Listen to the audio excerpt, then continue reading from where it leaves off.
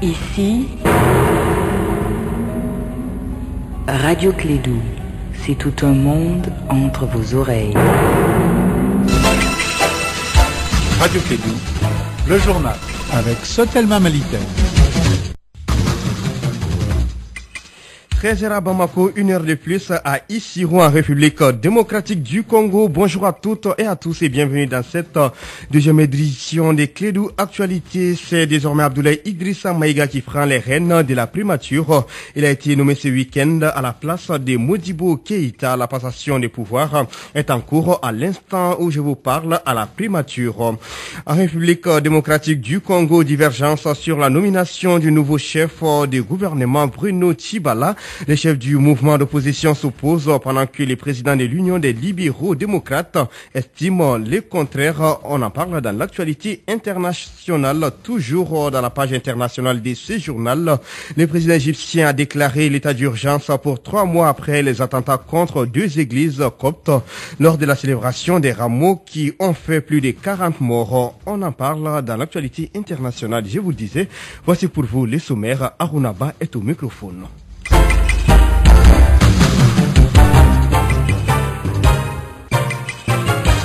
Une fois de plus, bonjour à toutes et à tous et bienvenue dans cette édition. Abdoulaye Idrissa Maïga est le nouveau chef du gouvernement du Mali. Il a été nommé ce week-end à la place de Modibo Keïta en poste depuis janvier 2015. Abdoulaye Idrissa Maïga était avant sa nomination ministre de la Défense et des anciens combattants. Il a entamé dès sa nomination les négociations pour la formation de son gouvernement. Kassim Traoré nous en parle. La visite de courtoisie a commencé par le siège du RPM, parti du nouveau Premier ministre. C'est après qu'il a rencontré le chef de file de l'opposition, Soumaïla Cissé. À sa demande, nous l'avons reçu avec plaisir et nous lui avons demandé que ce ne soit pas la première et unique fois. Nous sommes disponibles pour un dialogue républicain. C'est que nous avons marqué au Premier ministre notre disponibilité pour discuter de tous les sujets sur la vie de la nation, tout ce qui peut rassembler les Maliens, tout ce qui peut nous unir, tout ce qui peut nous réconcilier, tout ce qui peut faire que le Mali sorte définitivement de la crise. Tout le monde sait que Abdoulaye Idrissa Maïga n'a pas laissé de bons résultats dans les départements qu'il a eu à gérer. Mais l'élégance nous impose de lui accorder la présomption de réussite dans sa nouvelle mission. Souleymane Koné, premier vice-président du parti phare. Le problème n'est pas une question d'homme. Le problème, c'est un problème de système, de vision. En 4 ans d'exercice du pouvoir, le président Ibeka est à son 4e premier ministre, avec un premier ministre qui a déjà eu 2 gouvernements. Un premier ministre, pourquoi faire? Pour quelle politique? Pour quelle politique de sécurité? Pour quelle politique sociale? Et vous voyez aujourd'hui que l'ensemble du pays est en grève. Le pays est arrêté. Est-ce que le nouveau Premier ministre qui arrive, il est venu pour ça? Les Maliens attendent le nouveau Premier ministre sur la question de l'insécurité, la situation des grèves des syndicats, mais surtout la gestion de la crise au nord. Abdoulaye Idrissa Maïga n'est plus un inconnu dans le gouvernement. C'est d'appeler le prochain gouvernement à une union sacrée plutôt. Une union sacrée autour de l'action gouvernementale, puisque la personne du Premier ministre en lui seul ne peut pas conduire le bateau malien à bon port. Ça n'a jamais été vraiment attendu parce que le Mali est dans une situation presque d'immobilisme. Il fallait apporter un changement à la tête du gouvernement pour que vraiment, parce que les populations souffrent, qu'on puisse aller de l'avant. Abdoulaye Idrissa, vice-président du RPM, donc du parti présidentiel, ça veut dire qu'il y aura les coudées franches pour pouvoir conduire l'action du gouvernement. Bon, on espère que c'est un homme très rigoureux, sérieux, travailleur. Mais maintenant, est-ce que dans les contextes que nous connaissons, est-ce que c'est l'homme qu'il faut pour connaître les affaires du gouvernement? Selon nos informations, la liste du gouvernement Abdoulaye Idrissa Maïga sera connue ce lundi 10 avril 2017. Kassim Traoré, notons que l'ancien Premier ministre passe les relais à l'instant même à son successeur à la primature. En attendant la formation du nouveau gouvernement, l'opposition fait part de son mécontentement du fait qu'elle n'a pas été contactée pour la nomination du nouveau Premier ministre. Selon Soumaïla Cissé, c'est une imposition du parti au pouvoir RPM. Nous n'avons jamais été consultés pour ce gouvernement. Pour que nos positions fassent partie d'un gouvernement, je crois qu'il y a des positions politiques à discuter et des accords politiques à avoir. Le ministre a été nommé sans notre accord, sans notre consultation. Donc l'opposition n'est pas concernée par ce gouvernement. Le Premier ministre est venu juste nous rendre une visite de courtoisie comme cela se fait dans les sociétés africaines. On attend son gouvernement. Je pense que seul il ne peut pas réussir. Les résultats au niveau de la défense restent des résultats très très mitigés. Les résultats au niveau de l'administration territoriale ont été des résultats plutôt des résultats politiques, la mutation des préfets, la mise en place des équipes pour préparer des élections. Aujourd'hui, il est dans une autre posture. J'espère que la vision sera beaucoup plus large. Le Premier ministre est un Premier ministre politique, imposé quelque part par le parti majoritaire. Et donc, on s'attend, on espère qu'il va pouvoir s'échapper, s'affranchir de cette pression pour pouvoir s'occuper essentiellement de la nation et non des intérêts du RPM. À l'instant, Soumaïla Cissé, le chef des files de l'opposition malienne, découvrez maintenant avec moi le nouveau Premier ministre Abdoulaye Idrissa Maïga. Le portrait est signé Moussa Papa Aïdara. Le nouveau Premier ministre malien est un ingénieur de formation. À 59 ans, il fut tour à tour ministre de l'Environnement, de l'administration territoriale et de la Défense, son dernier poste. Il est décrit comme un homme rigoureux, mais parfois rigide, lance certains. Lors de l'élection présidentielle de 2013, il fut directeur de campagne du candidat Ibrahim Boubacar Keïta, aujourd'hui chef de l'État. C'est donc un proche, ne serait-ce que politiquement, que le président Ibeka a nommé pour succéder au très respecté Premier ministre sortant Modibo Keïta. Mais le nouveau Premier ministre malien a une autre casquette. Il est membre influent du parti au pouvoir, le Rassemblement pour le Mali, RPM. C'est d'ailleurs la première fois qu'un membre de cette formation politique occupe la primature depuis le début du mandat du président Ibeka, ce qui pour certains est une indication à un peu plus d'un an de la prochaine élection présidentielle. Le nouveau Premier ministre, sauf imprévu, est en place jusqu'à la fin du quinquennat et en même temps, il pourrait préparer le terrain pour la candidature du président Ibrahim Boubacar Keïta à un second mandat. Abdoulaye Idrissa Maïga a la lourde tâche de former aujourd'hui les membres de son gouvernement.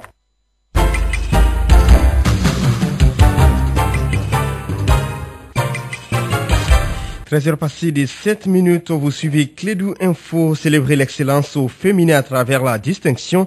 Le Gala Sadio 2016 a rendu hommage à la femme malienne ce week-end à Bamako. Ce cadre vise à donner plus de visibilité aux initiatives féminines.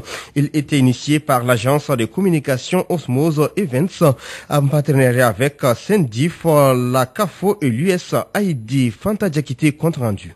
J'ai un sentiment inexplicable, ce que je ressens. Ce prix, je le dédie à ma maman parce que c'est elle qui s'est toujours battue et elle m'a montré l'exemple que la femme aussi doit se battre pour son foyer, pour ses enfants, pour son pays. Et moi, j'ai suivi cet exemple. Cette native de Gao, Traoré Mariam Maïga, poursuit sa formation de plasticienne au conservatoire Bala Faseki dans la section art plastique. Artiste peintre, photographe et illustratrice. Ainsi, le gala du Sadio a pour mission de magnifier la femme malienne en rendant hommage à ses compétences. Nyono Aminata Sissé, initiatrice de l'événement. On a initié cette soirée parce qu'on voulait rendre hommage aux femmes maliennes, aux femmes battantes. On voulait les remercier. On a estimé qu'il était important de les mettre en avant et de leur montrer qu'on croyait en elles, qu'on comptait sur elles et que nous étions aussi là pour elles. Donc là, c'est la première édition. Ça, c'est appelé à se perdurer dans le temps. Donc chaque année, il y aura un gala à Sadio, puisqu'il est prévu tout le long de l'année de suivre des femmes dans leur quotidien, aussi bien dans le milieu rural que dans le milieu urbain, quel que soit le secteur d'activité, de pouvoir suivre des femmes, de les faire diffuser à l'ORTM et de laisser la population voter et choisir. Une autre lauréate dans la catégorie sciences, première femme professeure agrégée en médecine et première femme endocrinologue et diabétologue au Mali. Professeur Sidibé Assa Traoré est originaire de la ville de Nyono du Sahel dans la région de Kaye. Elle se dit fière et heureuse d'avoir cette récompense. J'avais d'abord été surprise parce que je ne savais pas ce que c'était. Et là aujourd'hui j'ai compris que c'était pour juste montrer que le genre aussi peut faire quelque chose pour le pays. Donc ce prix, moi je pense que je le dédie à toutes les battantes parce qu'il n'y a pas que seulement que les femmes. Une femme est battante quand elle est soutenue aussi dans la famille. Cette initiative en faveur de la promotion de la femme malienne permettra de renforcer le projet d'émergence des compétences féminines du Mali, mais aussi rendre effective la loi 052 pour promouvoir le genre dans l'accès aux fonctions nominatives et électives. Les prix ont été décernés à 8 femmes dans les catégories Femmes de l'année, politique et société civile, haute fonction, business, sciences, culture, sport et l'entreprise de l'année. 13h10 à Yanfolila sur les 88.7 sans transition par leur religion. La grande mosquée de Bamako située à Bagdadi porte désormais le nom du roi de l'Arabie Saoudite. La cérémonie présidée par les ministres des Affaires religieuses et du culte s'est déroulée ce week-end en présence de l'ambassadeur de l'Arabie Saoudite, des dignitaires religieux, des familles fondatrices de Bamako et des représentants de plusieurs associations et organisations islamiques du Mali. Mariam Kouyaté y était pour Clédou Info. La grande mosquée de Bamako s'appelle désormais Faisal Bernadette Aziz Al Saoud. La mosquée porte le nom du roi de l'Arabie Saoudite compte tenu de la bonne coopération qui existe entre le Mali et ce pays. Selon le ministre des Affaires religieuses et du culte, Tieno Ouma As Diallo, la décision a été prise par le gouvernement lors du Conseil des ministres du 5 avril dernier.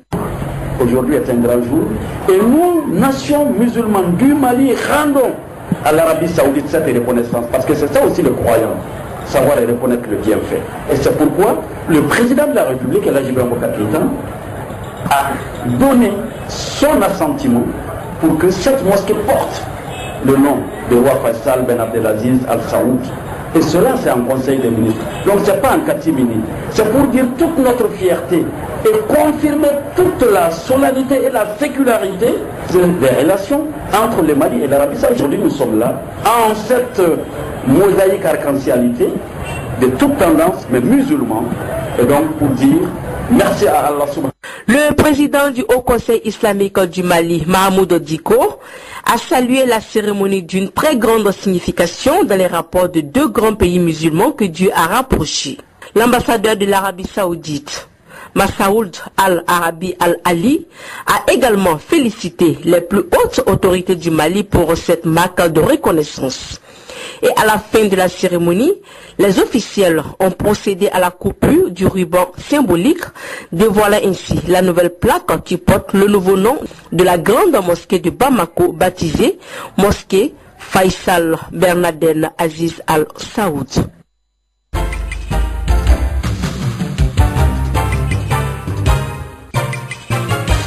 Actualité internationale à présent. République démocratique du Congo, les rassemblements des forces acquises au changement fait face aux divergences sur la nomination du nouveau chef du gouvernement, Bruno Tshibala, vendredi 7 avril dernier.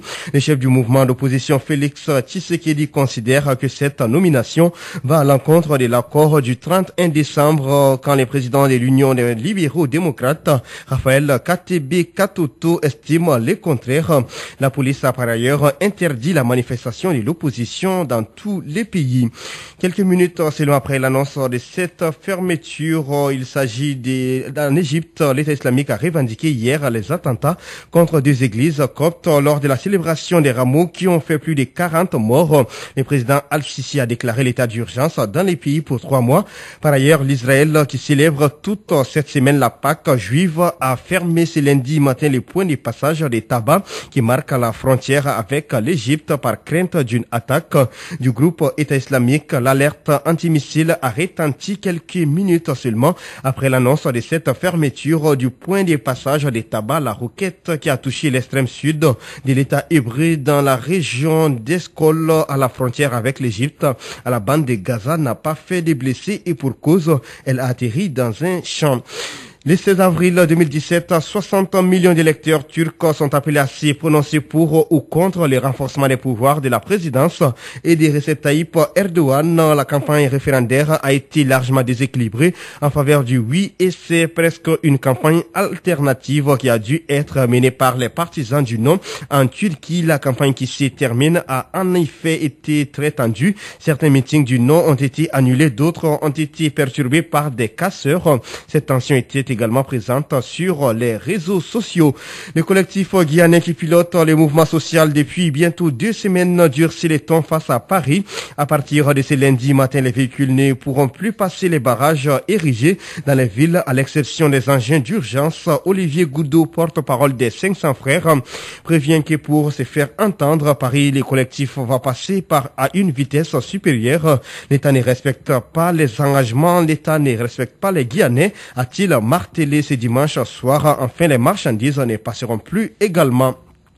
Enfin, Madrid, la capitale espagnole, accueille ce lundi 10 avril un sommet des pays du Sud de l'Union européenne, décidé à afficher leur volonté d'approfondir l'Union quelques jours après les déclenchements du Brexit. Le sommet rassemblera au palais du Pardo, près de la capitale espagnole, les chefs d'État et de gouvernement d'Espagne, de France, d'Italie, du Portugal, de Malte, de Chypre et de Grèce pour la 3e fois depuis septembre 2016. Vous écoutez les réseaux Clédou, notamment sur les www.info-mali.com.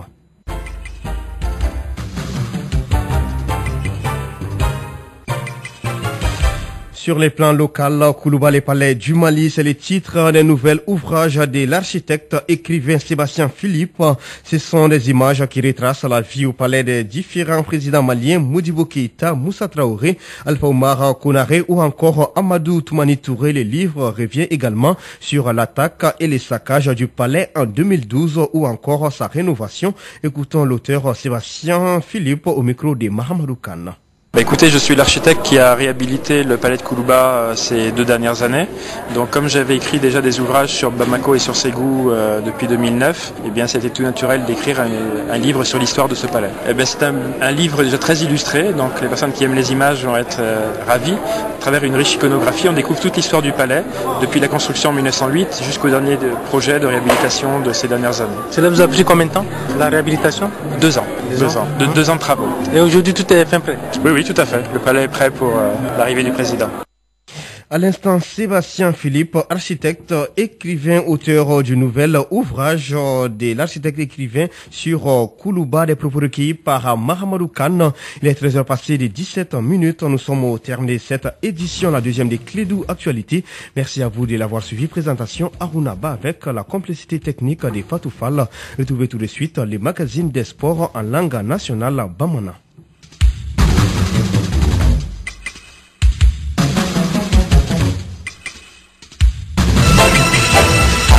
Radio Clédou, le journal avec Sotelma Malitel.